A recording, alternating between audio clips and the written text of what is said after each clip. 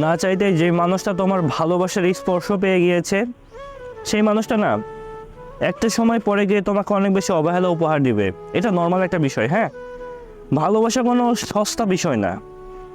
এর জন্য প্রবল অনুভূতির প্রয়োজন, অনেক ইচ্ছা শক্তির প্রয়োজন, আর সব থেকে মেইন যে ব্যাপার সেটা হচ্ছে এক সমুদ্র কষ্ট পাওয়ার সক্ষমতা।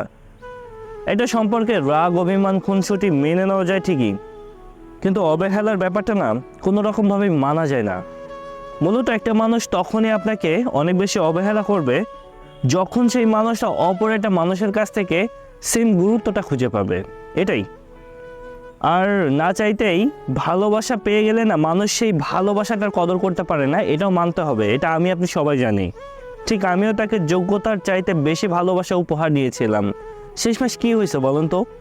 শেষের স্মৃতিগুলো আমাকে রেখে দিল, যা কখনো ভুলে যাওয়ার মতো না।